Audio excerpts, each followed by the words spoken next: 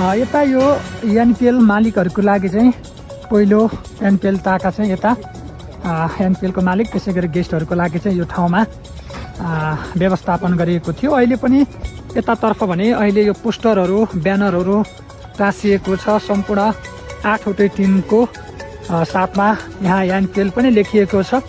8वटा टिमको हामी देख्न सक्छौँ। यता पोखरा एभेन्जर, त्यसै गरी यो विराटनगर किङ्स, काठमाडौँ गोर्खास लगायत 8वटा टिमको चाहिँ यहाँ यसरी चाहिँ यो ब्यानरहरू सहित पोस्टरहरू पनि टाँसिएको देख्न सक्छौँ भने यता हेरौँ तल्लो साइडमा यो अस्थायी कुर्सीहरू रहेको छ। यो कुर्सीहरूको यसरी चाहिँ लेआउट गरिएको छ। यसलाई पनि व्यवस्थापन गरिएको छ। सुरुमा चाहिँ यहाँ चाहिँ यो काठ अथवा भनौँ न पलाइ पनि राखिएको छ। ट्रस्टहरूको काम पनि अहिले भइराखेको छ। अझै पनि थुप्रै मात्रामा यस्तो खालको कुर्सीहरू रहेको छ। र यो ग्राउन्डको भागतर्फको यो दृश्य हेरौँ। यो ग्राउन्डतर्फ यस्तो रहेको छ। यो ग्राउन्डहरू चाहिँ हेर्नु होला। यो ग्राउन्डको भाग हेर्नु होला। र यता पिचको भाग है त, पिचको भाग यस्तो रहेको छ। यतातर्फ भने यो ब्रोडकास्टिङ रहनेछ है त। ब्रोडकास्टिङ चाहिँ रहनेछ।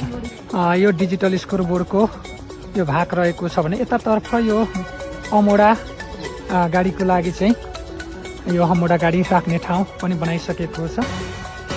र यो सबैभन्दा यो महँगो टिकट हुने ठाउँ यो भिआइपी जोन भनेर बुझ्न सक्छौँ हामी। यता भिआइपी जोनतर्फको यो दृश्य यस्तो रहेको छ भने यता भिआइपी विशेष भिआइपीहरूको लागि चाहिँ यो साइडतर्फ चाहिँ यसरी यो टप लाइनको भागमा छत साइडको यो प्याराफिट पनि बनाएको छ फोल्डिङहरू राखेर।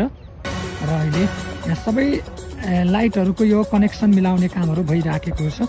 यो देखिराख्नु भएको यो 4 नम्बरको यतातर्फ यो 5 नम्बरको र यताको यो 6 नम्बरको। अब बाँकी भनेको चाहिँ यो 1 नम्बरको बाल्न बाँकी छ।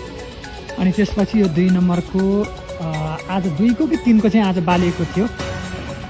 यो 3को र 2को पनि आज बाल्ने तयारी त भइराखेको छ।